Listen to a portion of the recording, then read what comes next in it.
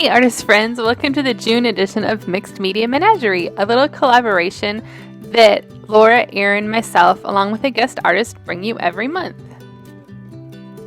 I cannot believe that it is June already. This year is just flying by us and it's like half over already with it being June.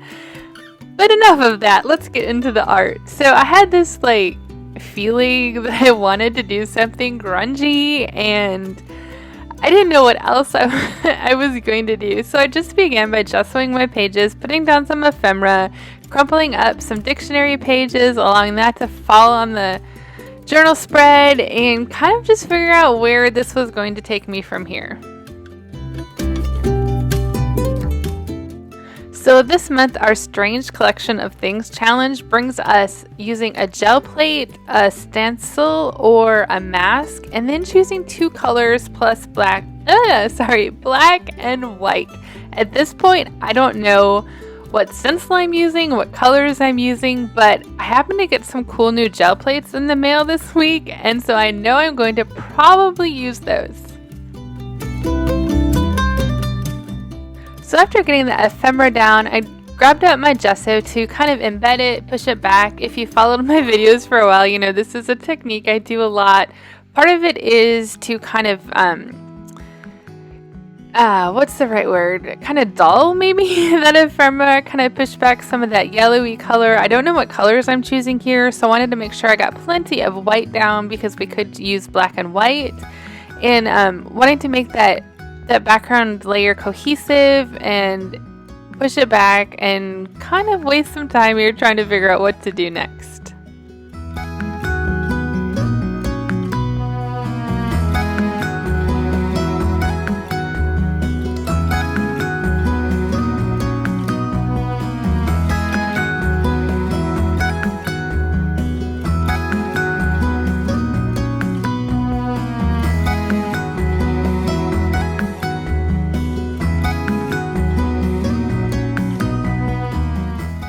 Now I'm grabbing this Lyra graphite crayon or pencil that I've used every month for the Menagerie challenge. It was part of the kit we offered at the beginning of the year, and so I also challenged myself that I wanted to try to use it in each month's spread as well. I just scribbled it down with no rhyme and reason, and then I'm activating it with a little water.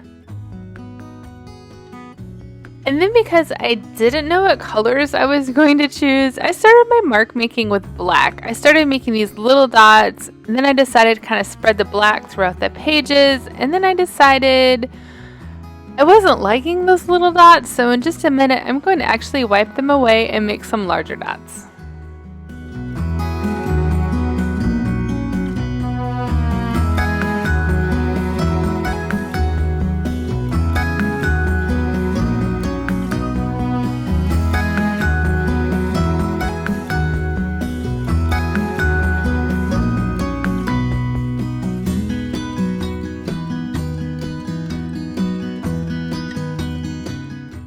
And this is all part of the process of creating an art journal, letting, your creative flow just happen, realizing that those little dots weren't what I was feeling. I was feeling more of larger dots or plops of paint. And I'm going to spread a little bit more black, some water down. This is the golden so flat black. I'm going to spread it throughout my pages a little more to add a little bit more layer and try to get, again, that black and white in. And maybe it's going to lead me to a color choice as well.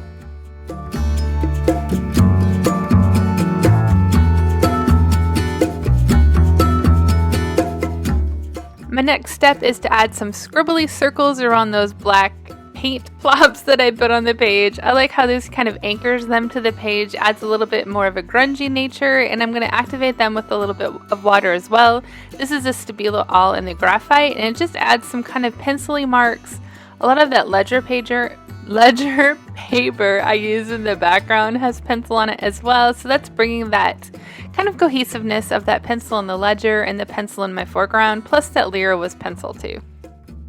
And now it's time to pick up this really cool Impressionables gel plate I received in the mail from Gel Press. They sent the Stencil Girl team members some fun gel plates this week, and they happened to arrive just in time for our mixed media menagerie. I hadn't played with this yet, so I'm going to spend a little bit of time here putting some paint on it and just seeing what kind of impression this makes on some paper and also a flashcard.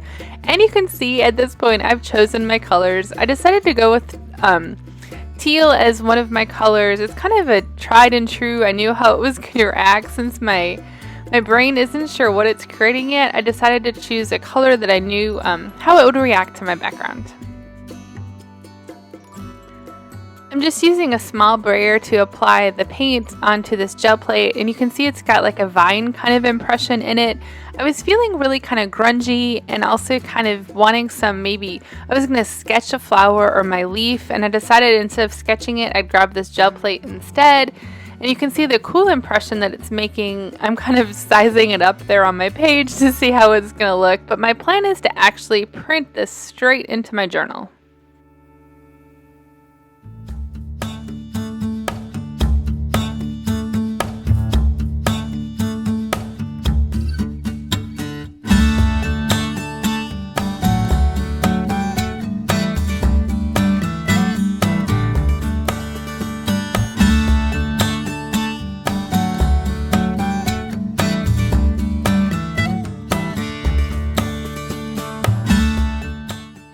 And there it is. I printed it right into my journal, and now I'm just kind of softening the edges a little bit with some water.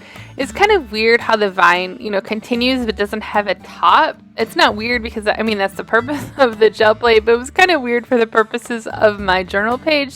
So I'm trying to kind of diffuse that, make it look like full plants, kind of, my background is a little grungy, so I'm wanting to add that kind of grungy nature to the that floral vine botanical as well.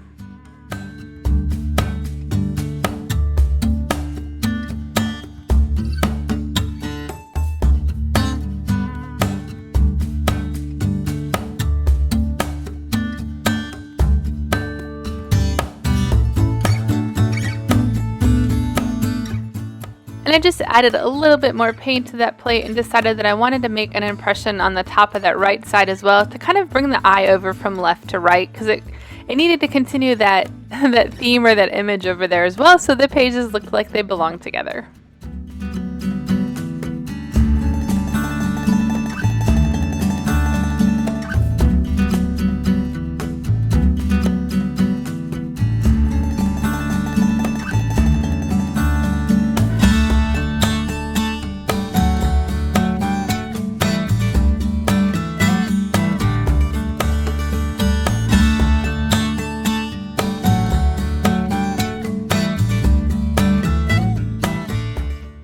And now I'm just continuing that process of kind of grunging it up, softening the edges, and bringing the teal color throughout my 2 pages.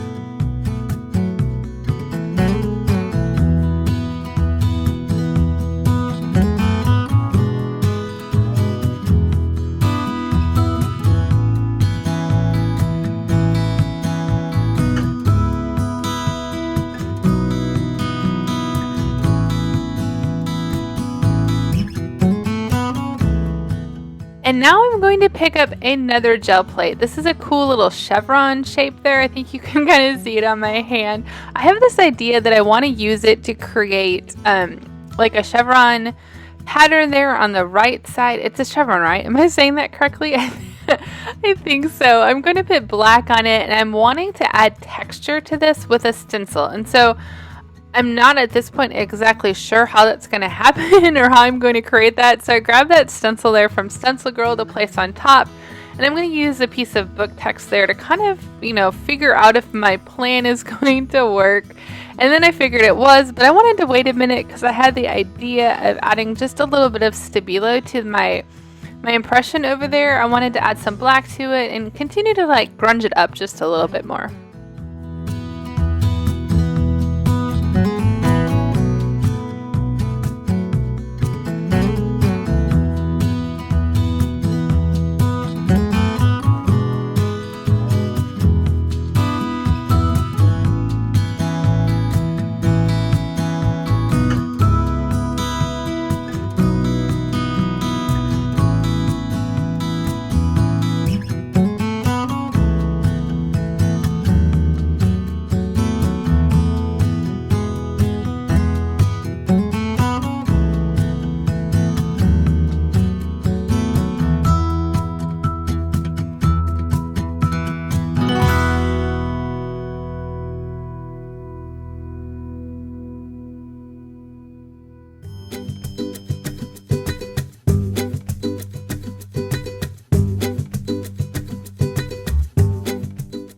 And now that that's done, back to stenciling with that little chevron gel plate there. I decided the best approach would be to actually put the stencil on my journal page and use the gel plate as a stamp through the stencil. So I do this the first time and it didn't make the best impression, but the good thing is that I can line that stencil right back up and make another impression through that stencil. This was my first time trying this approach, so I didn't want to press too hard that the paint would ooze underneath, and now I know exactly how hard I need to press to create that impression.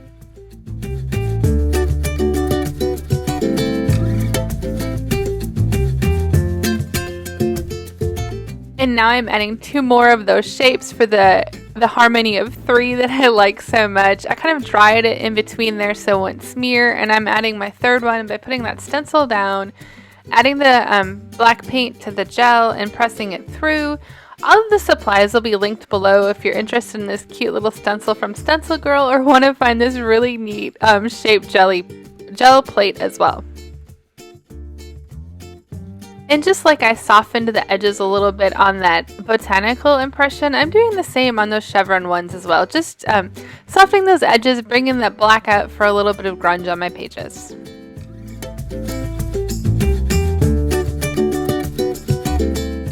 Okay, it's time to add my second color of choice here. So I picked up fluorescent orange, which really should be no surprise because I like to add a pop of orange often when I use teal because they're complementary colors. However, I really struggled this time choosing the orange because I really wanted to put some brown on these pages. I thought the brown would tie in the background ledger pages and the foreground and really wanted that brown grunge. And then I thought to myself, mixing orange and teal would create kind of a brown color.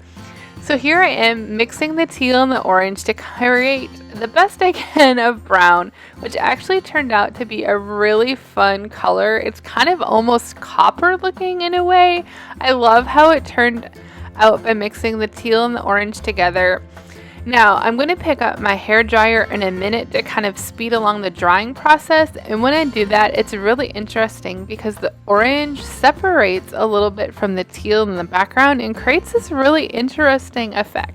I don't know if this has to do with the properties of the colors or the fact that the teal paint was a matte paint and the orange wasn't, and that caused them to separate. But I ended up using the hairdryer, allowing that to separate a little bit, and then adding a few more layers as I go here to kind of prevent it from being too orange in the background. But it really created a fun effect.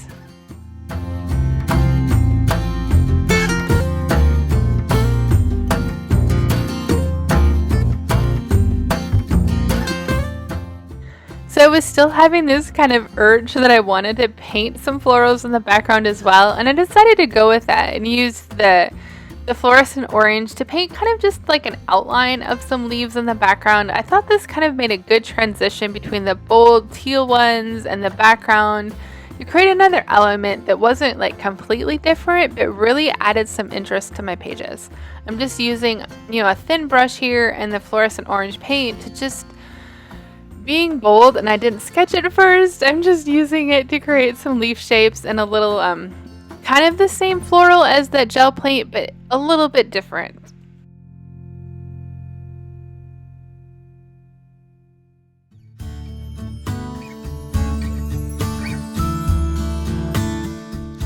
And now I'm adding 2 little single leaves or buds on the right side to bring that floral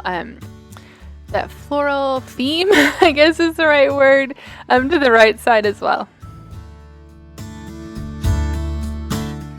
Next, I'm grabbing some of the new Tim Holtz ephemera. He has this really cool package of vintage photos that you can use, and the best thing about them is you don't have to worry that you're going to use a really cool image that you want to use in the future, because you can just buy another package.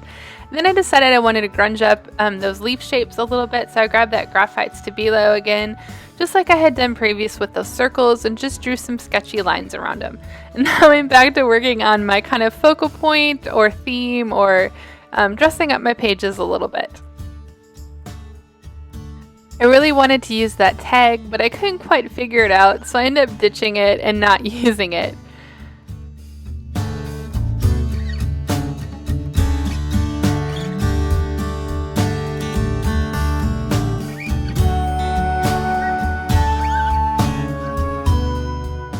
I also decided that that picture was just a little bit too big for my pages, so I trimmed it off and layered it and stuck it down with a little glue stick there, and you can't even tell that I trimmed that picture to make it a little smaller. Next, I grabbed one of my favorite little vintage journals to add some interest, and then I'm paging through some of these other little Tim Holtz ephemera pieces to add a little bit more something to the top. I ended up only picking that one green one, but I spent some time looking to see if I wanted to add some more.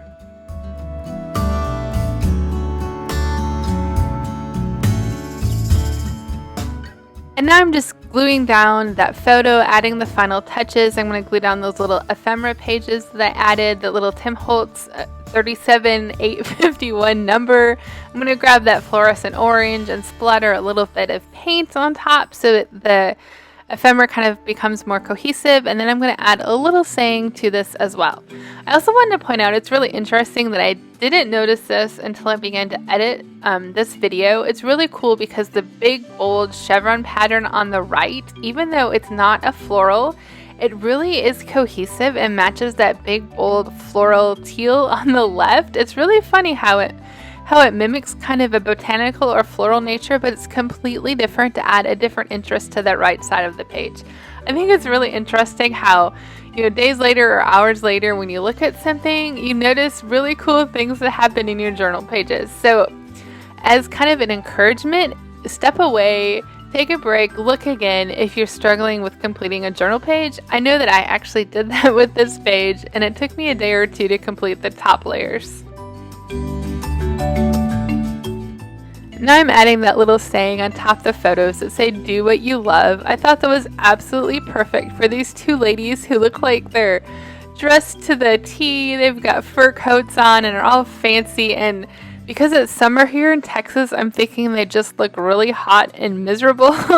But it's probably not that way there, but I'm thinking they're all dressed up and fancy even though it's hot outside. They just wanted to do what they love and be fancy. So I thought that was a cool saying to put on top of them, and that completes my journal pages.